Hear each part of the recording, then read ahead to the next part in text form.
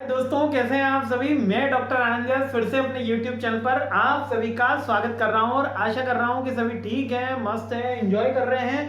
तो आ चुका हूं मैं 6-7 कौन से क्वेश्चन है भैया, 7वां क्वेश्चन है। 7 आउट ऑफ 11 पे आ चुका हूं और अपन क्लियर करने वाले हैं। ठीक है, तो 7 आउट ऑफ 11 क्वेश्चन पे आ चुका हूं। इसके साथ आप मन लगा के तैयारी कर रहे हैं। बहुत से बच्चे सिलेबस कंप्लीट कर चुके हैं डिटेल वीडियोस के थ्रू। अंतिम प्रहार पर हम हैं और 7वां क्वेश्चन में लेकर आ गया हूं। 7वां क्वेश्चन क्या कह रहा है? 7वां क्वेश्चन कह रहा है आईटी एक्ट डिफाइन करने का। क्या कह रहा है कि भैया सर आईटी एक्ट बताइए, हमें आईटी एक्ट डिफाइन करिए और इसके मेन प्रोविजन लिखिए। अब यहाँ पर बच्चों को सबसे ज्यादा, जो मेरे जैसे स्टूडेंट हैं, उन सबको मेन प्रॉब्लम आ रही है कि सर इसमें सेक्शन याद नहीं हो रहे। अब हमको क्या याद नहीं हो रहे? सेक्शन याद नहीं हो रहे। और मेरे दोस्तों, मैं आपको बता दूं ईमानदारी से, बिना सेक्शन के आपको अच्छे मार्क्स इसके अंदर नहीं मिल सकते। कोई भी एग्जामिनर आपको अच्छे मार्क्स नहीं दे सकता। अच्छे मार्क्स यानी 60% के ऊपर अगर वो देता है तो भगवान आपका नसीब। लेकिन विदाउट एक्ट में अगर मेन प्रोविजन पूछ लिया गया और हमने बिना सेक्शन के वो लिख दिया तो हमारे को दिक्कत का सामना करना पड़ सकता है। क्यों? क्योंकि हमारा जो सब्जेक्ट है वो लीगल एस्पेक्ट ऑफ बिजनेस भी है, केवल बिजनेस एनवायरनमेंट ही कंप्लीट करना नहीं है। तो आइए अब इसमें क्या करना है सर। देखिए, इसमें मैं 15-16 लाइंस लाया हूं। कितनी लाइंस? 16 lines only. 16 लाइन तो याद करी जा सकती है, 16 लाइन तो याद करी जा सकती है, बस उतना ही करना है। देखो, ये क्वेश्चन पूरा का पूरा, इस क्वेश्चन की सबसे खास बात है इसमें फाकालॉजी नहीं चल सकती। फाकालॉजी का मतलब कि आप मन से कुछ भी नहीं लिख सकते। जो लॉ में लिखा हुआ है वही लिखना है आपको। आप उसका बेसिक मीनिंग लिख सकते हो, लेकिन जब आपसे पूछ लिया गया इंपॉर्टेंट प्रोविजन बताइए, तो आप ऐसे नहीं लिख सकते हो इसके अंदर ये है, ये है, ये है। और अगर आपने सारे प्रोविजन भी लिख दिए और सेक्शन नहीं लिखे तो यकीन मानिए एग्जामिनर आपको अच्छे मार्क्स देने में असमर्थ है, वो नहीं दे सकता। फिर भी अगर वो दे दे तो आपकी किस्मत। लेकिन बेसिकली जो इसमें चेकिंग होती है वो सेक्शन के बेस पे प्राइमरी करी जाती है, ना कि आपने कितना राइट अप किया। जैसे बेसिकली रहता है कि कॉपी भरना, तो कॉपी भरने का कंसेप्ट यहाँ नहीं चलेगा। वो एचआरएम में अपने चलने वाला है, यहाँ नहीं चलने वाला है। तो क्या है ये? पहले तो आईटी एक्ट किस लिए बनाया गया था, पहले वो देख लीजिए। Hacking, data theft, spreading computer virus, identity theft, defamation, sending offensive message, pornography, child pornography, cyber terrorism को रोकने के लिए आईटी एक्ट 2000 बनाया गया। और आपको एक बात और बता देता हूं, ई कॉमर्स भी पूरा इसी के अंदर आता है। यानी ई कॉमर्स के लिए कोई सेपरेट लॉ अभी नहीं बना हुआ है। ठीक है, इलेक्ट्रॉनिक सिग्नेचर भी इसके अंदर इंट्रोड्यूस किया गया था। ये अपन को बेसिक बातें याद रखनी है। अब ये देखिए 8 लाइनें लिखी है और ये 8 मेन प्रोविजंस है। ठीक है, अब ये कैसे याद करना है वो भी अपन कोशिश करेंगे साथ में अभी यहीं पे याद करने की। सबसे पहला कह रहा है टेम्परिंग। क्या कह रहा है? थोड़ा सा इसको मैं लाइट कर देता हूं। Trying to tamper with computer resources, यानी कंप्यूटर रिसोर्सेज को टेम्पर करना। अब ये क्या होता है? कंप्यूटर में छेड़खानी करना, जैसे कि कंप्यूटर के सीपीयू को हैंग कर देना, या कंप्यूटर को हैंग कर देना, या कोई डेटा डिलीट कर देना, या अल्टर कर देना, ये इसके अंदर आता है। ये सेक्शन 65 है। देखिए सेक्शन पीछे लिखा हुआ है, आपको सेक्शन याद करना ही होगा। Try to hack into the data store, यानी कि क्लाउड कंप्यूटिंग पे सेक्शन 66 में आता है। Provision of penalty or misappropriation of information stolen from computer of any other electronic gadget, section 66B. Provision of penalty stealing someone identity, section 66C. यहाँ identity कौन सी है? Digital identity. Like your आपके Gmail ID और password यदि कोई steel कर ले या चोरी कर ले तो उसके ऊपर कौन सा सेक्शन लगेगा? सेक्शन 66C लगेगा। Provision for penalties for access personal data for someone with the help of computer by concealing their identity, section 66D।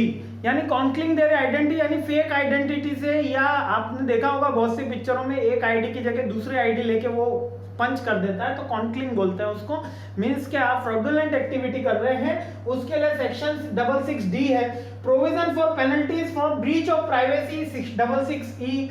Provision for penalties for cyber terrorism 66F. Provision related to publication offensive information 67। यानी अब आपको याद क्या करना है? देखो sir, 2 section आपने बताए, 66 है या 67 है। ठीक है, ये 2 सेक्शन के बीच में पूरी कहानी है। देखो कितना इंटरेस्टिंग है, 8 पॉइंट है और 2 सेक्शन की कहानी है। ये 8 पॉइंट जैसे याद होंगे, जैसे कि हैकिंग का है, एक पेनल्टी का है, स्टीलिंग समवन आइडेंटिटी का है, और क्या है, ब्रीच ऑफ प्राइवेसी का है, साइबर टेररिज्म का है। ये सारे आपको प्रोविजन याद करने पड़ेंगे। DEFC ऐसे कंटिन्यूस चल रहा है, इसलिए आपको दिक्कत नहीं आएगी। ठीक है, अब याद करने का इसका सबसे सिंपल तरीका, बहुत से बच्चे पूछ रहे सर इसको आसान लैंग्वेज में याद कराओ, तो इसका कोई आसान लैंग्वेज नहीं है, आपको इसको लिख के ही याद करना पड़ेगा। इसको मन में बोल के कभी याद नहीं होने वाला। आपको 5 बार 6 बार ये लिख दोगे तो आपको याद हो जाएगा, उसकी गारंटी मेरी। लेकिन 5 6 बार 7 बार 8 बार 10 बार में तो आपको पूरा याद हो जाएगा, लेकिन 10 बार लिखना पड़ेगा आपको। और ये लिखना इसलिए जरूरी है क्योंकि ये बहुत इंपॉर्टेंट क्वेश्चन है कि अगर IT एक्ट 5th यूनिट से कोई एक्ट के प्रोविजन आए, या पर तो कंज्यूमर प्रोटेक्शन का क्वेश्चन आएगा या IT एक्ट का आएगा, और अगर प्रोविजन आए तो 2 पेज का भी आंसर नहीं बन रहा है, लेकिन पूरे में से पूरे नंबर मिलते हैं क्योंकि ये लॉ है। ठीक है, provision of penalties of publishing and circulating sex और pornographic information through electronic means 67A। ठीक है, अब 67 के A पे आ गए, अभी तक 66 के चल रहे थे, अब 67 पे आ गए हैं। पब्लिकेशन और broadcast of such objectionable material electronics mean in which the children can show offense mode 67B।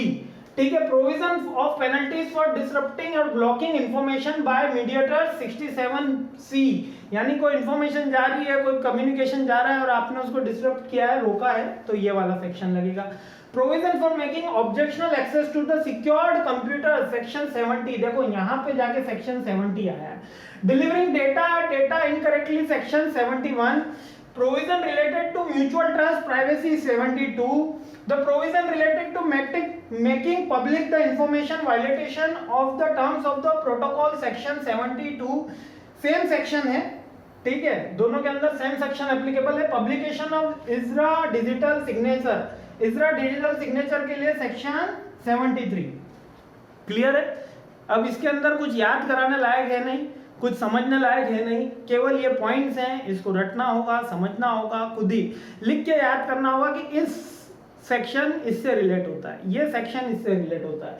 Penalties का सेक्शन इसका है, डिजिटल सिग्नेचर का सेक्शन 73 का, यानी कि सेक्शन आपको मेनली 67 है, 66 है, और कौन सा रह गया, 67, 70 है, 71 है और 72 है। ये 5 सेक्शन ही आपको याद करने हैं।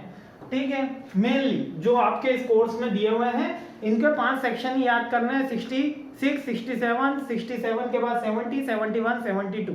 आई थिंक कि थोड़ा सा मुश्किल है, और आई बिलीव कि वाकई मुश्किल है, लेकिन आप कोशिश करोगे, मैं आपके साथ हूँ, कोशिश करो, 5 बार 7 बार लिखने की कोशिश करो, आपको याद हो जाएगा। कोई दिक्कत इसमें, इतना बड़ा भी तीर नहीं मारना, अपन को याद हो जाएगा। और यकीन मानिए पूरा 10, अगर 10 नंबर का आया तो 10 आउट ऑफ 10 मिल जाएंगे। 16 के 16 प्रोविजन विद सेक्शन आप लिखाओगे, केवल इतना ही लिखना है।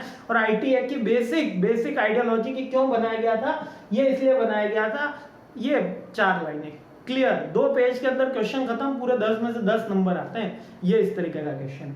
जय हिंद, अगले क्वेश्चन लेके जल्दी आता हूं, और खुश रहिए, मस्त रहिए।